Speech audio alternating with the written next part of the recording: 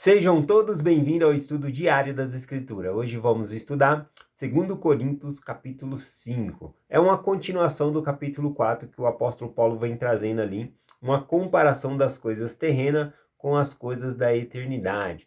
Por exemplo, ele havia falado, no versículo 17 do capítulo 4, que porque nossa leve e momentânea tribulação produz um peso eterno de glória muito excelente. Ele fala que as coisas, as tribulações que passamos nessa vida, nem dá para comparar com as das coisas da eternidade que nós iremos ganhar. E olha que o apóstolo Paulo, ele tinha experiência com isso. Ele levou varada nas costas, ele apanhou, ele foi espancado por uma multidão, ele foi preso. Então ele sofreu muito e mesmo assim ele está falando que tudo isso, né, é como uma leve e momentânea tribulação, porque esse período na nossa vida aqui ele é curto, né? E o tempo na eternidade ele não termina. Então é por isso que ele usa desse comparativo aqui. Então vale a pena, mesmo que nós vivêssemos sofrendo nessa terra, se alcançarmos a eternidade, isso vai valer tudo a pena, né? A gente vai achar realmente como o apóstolo Paulo, que é uma leve e momentânea tribulações que nós passamos. Também ele fala que aqui nessa vida nós devemos colocar nossa visão nas coisas que não vemos, ou seja, nas coisas da eternidade, por meio da nossa fé. Porque as coisas que nós vemos são corruptíveis, que vão passar, vão ficar aqui, tá bom? Então ele traz essas comparações. E aí ele continua aqui no capítulo 5 fazendo essas comparações. Vamos lá. Capítulo 5, versículo 1. Porque sabemos que se a casa terrestre deste tabernáculo se desfizer, temos de Deus um edifício, uma casa não feita por mão, eterna nos céus. Então, aqui ele compara a nossa casa terrestre, ele está falando do nosso próprio corpo. Nosso corpo é uma casa para o nosso espírito habitar. Então, esta casa terrestre, né, ele fala que é como um tabernáculo, tá bom? E mesmo que esse tabernáculo se desfizer, e vai se desfazer, né, todos nós morreremos, ele fala que tem um no céu preparado não por mão de homem, né, mas por Deus. Deus ele criou um tabernáculo para nós. É a transformação que vai haver nesse corpo na ressurreição. Teremos um corpo perfeito e imortal. Então ele fala desse corpo aqui, tá bom? E interessante aqui que o apóstolo Paulo, quando ele vai usar a palavra do corpo aqui, nossa casa terrestre, ele fala um tabernáculo, que Deus preparou um tabernáculo, né? Essa palavra no Novo Testamento, né, lá em João capítulo 1, fala que Jesus Cristo tabernaculou entre nós, né? Originalmente falando, seria assim, tabernaculou. A palavra tabernáculo era uma tenda, onde, seja, veja ali, uma barraca, né? Para nós, em nossos dias, é uma barraca de lona. Tá bom?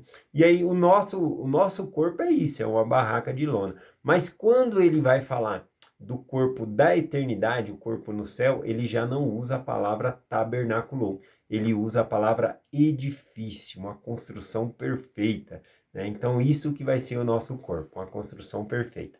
Versículo 2. E por isso também gememos e desejamos ser revestido de nossa habitação, que é no céu, se todavia fomos achados vestidos e não nu. Então, aqui ele fala que nós desejamos muito ser revestidos com essa habitação, ou seja, de ter um corpo perfeito e imortal. Principalmente, né, pessoas que sentem dor constantemente no corpo, claro que vão ansiar muito mais ainda por esse corpo ressurreto, que não vai sentir mais dores, cansaço, fadiga, né? Vai ter um corpo perfeito ali. E aí ele traz um versículo 3 que é muito interessante, né? Todavia, fomos achados vestidos e não nu. Ele fala, todavia, nós ganharemos esse... Todo mundo vai ressuscitar, mas vai haver corpos diferentes, como o apóstolo Paulo já explicou lá em 1 Coríntios capítulo 15. Vai haver tipos de glórias de corpos diferentes, tá bom? Ele ensinou lá. E aqui ele está falando que esse corpo mais glorioso e imortal, né? Como que nós devemos nos encontrar nesse corpo, né? Ele fala aqui, se todavia nos acharmos vestidos e não nu. Aqui é uma referência a fazer convênio no templo, tá bom? Aqui lembra muito Mateus capítulo 22, quando Jesus Cristo, ele ensina aquela parábola daqueles que entram, né, na festa ali das bodas, né? E aí tem que estar trajado com roupa adequada e chega uma pessoa lá e não está com a roupa adequada. E aí Jesus Cristo manda ele sair, né? Ele manda ele ser retirado e enviado para as trevas exteriores. Lá em Mateus 22:12, eu vou ler, ó. Jesus disse-lhe: Amigo, como entraste aqui, não tendo vestes de bodas? E ele emudeceu. Repare que precisava estar com certo tipo de roupa para entrar na presença de Deus, e essa pessoa não estava. E aí, quando Cristo pergunta, né, como entraste aqui, não tendo roupas, né, de vestes aqui, essas vestes? E aí ele emudeceu, ele poderia dizer, eu não sabia, né, mas não é isso. Então ele sabia que tinha que estar trajado daquela maneira e não se trajou.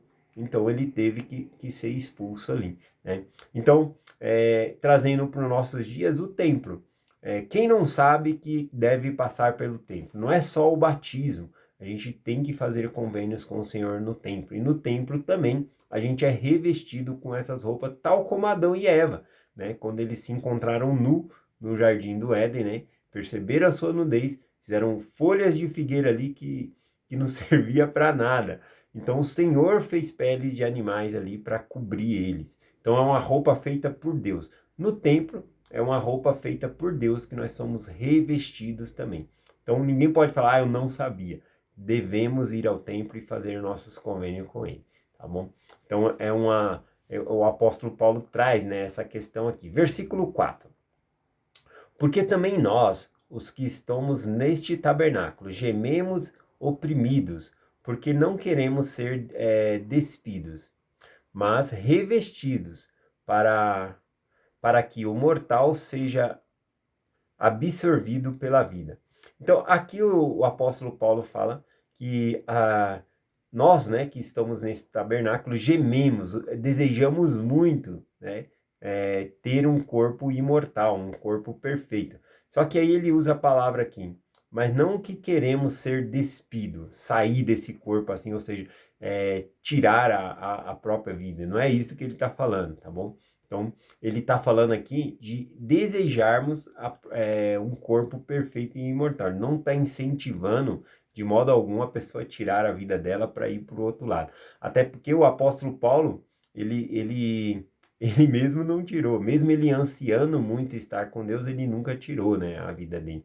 Inclusive, ele foi morto no ano 66, ele foi decapitado, tá bom?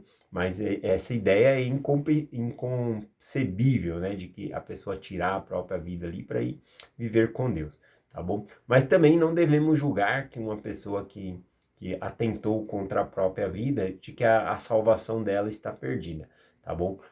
Deus ele vai julgar todos os atos da vida da pessoa, não é um desequilíbrio emocional no final da vida da pessoa ali, que ela comete um ato desse e que ela perdeu a salvação dela, tá bom? Vamos continuar aqui, ó, versículo 5.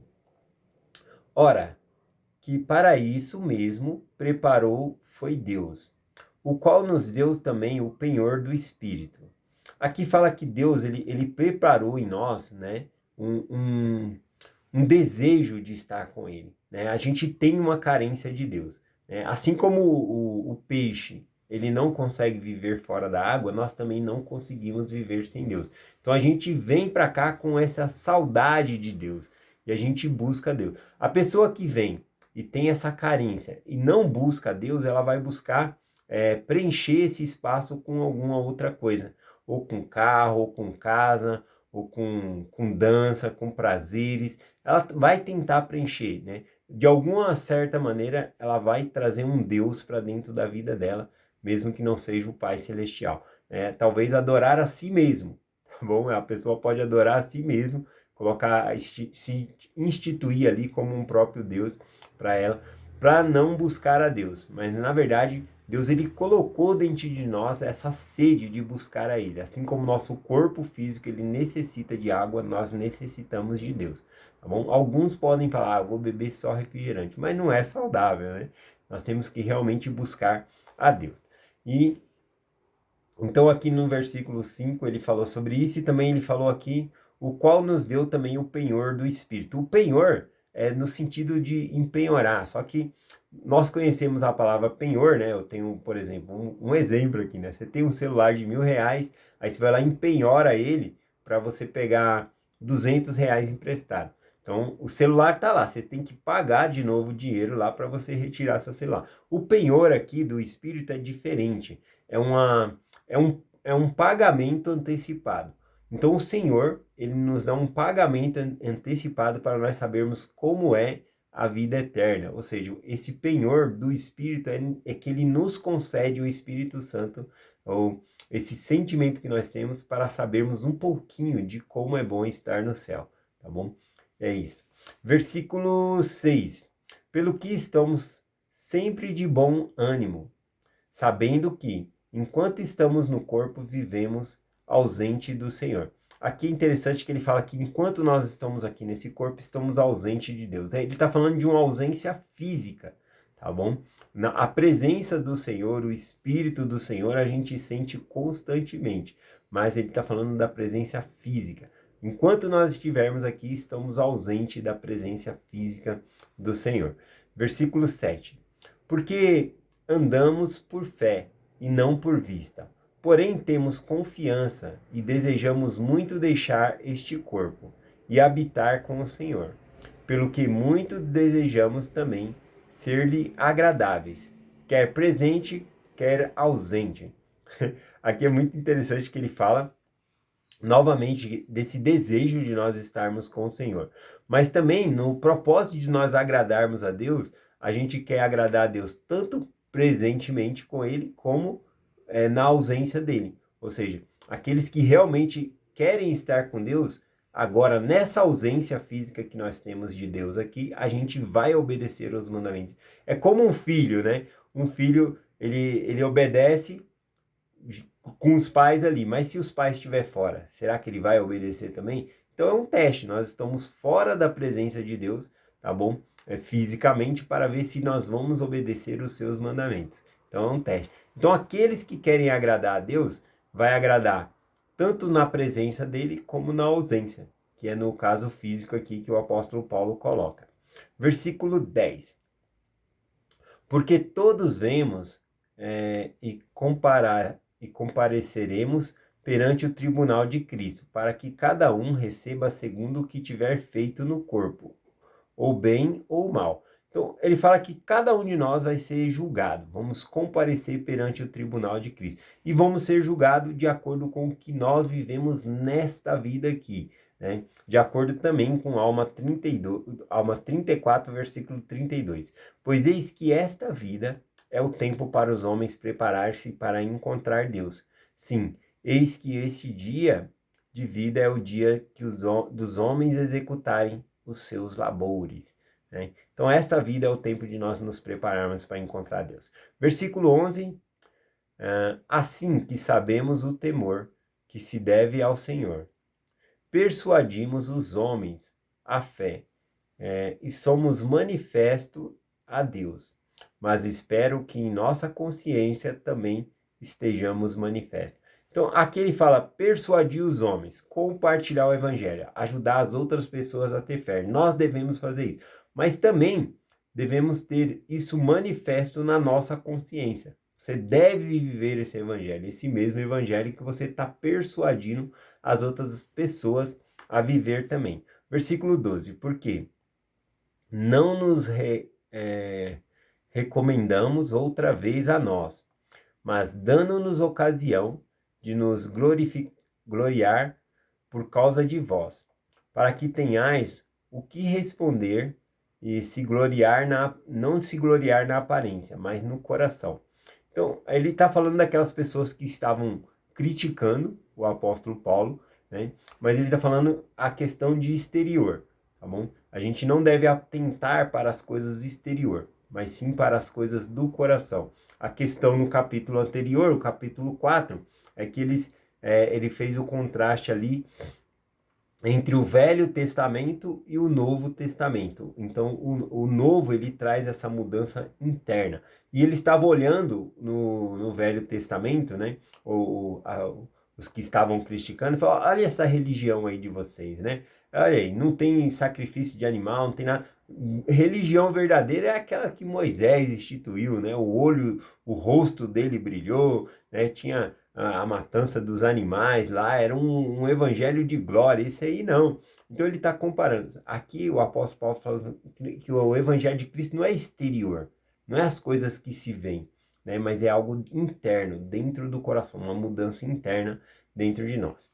Versículo 13 diz: porque se enlouquecemos, é para Deus, e se conservamos o juízo, é para vós. Aqui é interessante, né? É interessante ver que tanto o apóstolo Paulo como Jesus Cristo foi comparado como loucos, né? Como endemoniados, né? Fala, vocês estão possessos, né? O Festo, né? Uma certa vez falou para o apóstolo Paulo, né? Dizendo, tu deliras, Paulo, né? Há muitas letras te fazem delirar.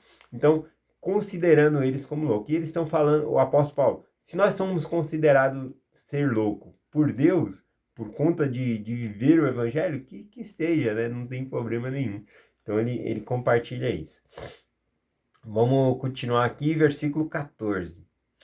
Porque o amor de Deus, ou seja, porque o amor de Cristo nos constrange, julgando nós isso, que se um morreu por todos, logo todos morreram. Aqui ele compartilha que o amor de Cristo constrange, né? O amor de Cristo ele é constrangedor. Por que que o amor de Cristo ele é constrangedor? Porque lá em Romanos, capítulo 5, versículo 8, diz que Deus ele demonstrou o seu amor por nós, né? É, por meio do seu Filho, ou seja, ele pagou os nossos pecados, ou seja, ele deu a vida por nós, nós ainda sendo pecadores, né? Eu vou ler aqui, ó. Romanos capítulo 5, versículo 8. Mas Deus demonstra o seu amor para conosco pelo fato de que Cristo tem morrido por nós quando éramos ainda pecadores. Normalmente, né, a pessoa fala, eu vou fazer isso por você porque você fez isso por mim, né? E Cristo, ele entregou completamente a vida dele por nós, nós ainda em pecados, nós ainda num estado decaído, né? Ou pessoas como se fosse sem valor. E ele fez isso, ele demonstrou o amor dele por nós, mesmo nós temos vivido numa vida de pecado, tá bom? Então é nisso, né, que o apóstolo Paulo fala aqui que o amor de Cristo nos constrange. Ele continua dizendo aqui, ó, versículo 15. E ele morreu por todos, para que os que vivam não vivam mais para si. Observe, né, que assim como Cristo, ele não viveu só para si, e ele deu a vida dele por todos, nós também, agora que temos uma nova vida por conta de Jesus Cristo, nós também não devemos viver uma vida para si. Devemos também ajudar as outras pessoas. Então eu gostei dessa parte aqui. Vou finalizar aqui o versículo 17 diz assim, ó. Assim que se alguém está em Cristo, nova criatura é, e as coisas velhas já passaram, e eis que tudo se fez novo.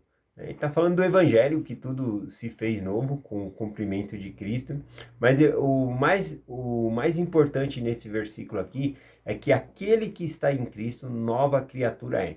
A tradução permite também dizer, aquele que está em Cristo é nova criação de Deus. Essa é uma transformação na pessoa que há.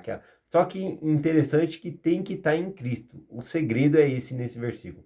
Está em Cristo. Assim como o Senhor compara sobre a videira verdadeira. Ele é a videira verdadeira e nós somos a vara, né? A vara, ela não pode produzir, né? O ramo, o galho, ele não pode produzir frutos se ele sair fora da videira. Ele para de receber os nutrientes. Então, nós temos uma nova vida se nós estarmos em Cristo. Então, é isso que esse versículo quer dizer.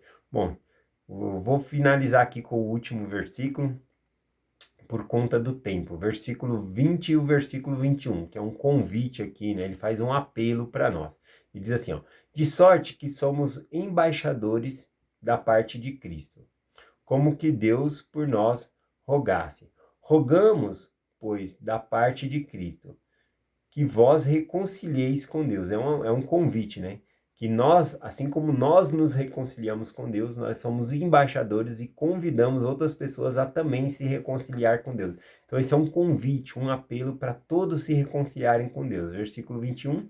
Aquele que não esqueceu, aquele que não conheceu o pecado, fez-lo pecado por nós, para que nele fôssemos feito justiça de Deus. Então, aquele que não cometeu o pecado, que não conheceu o pecado, é Jesus Cristo.